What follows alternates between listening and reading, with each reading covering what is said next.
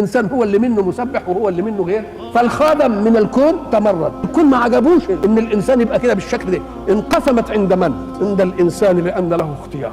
الحق سبحانه وتعالى يعطي لنا هذه الصورة فيما تمرد فيه خلق الله على الإنسان. قالت السماء يا رب إذن لي أن أسقط كسفا على ابن آدم فقد طعم خيرك ومنع شكرك.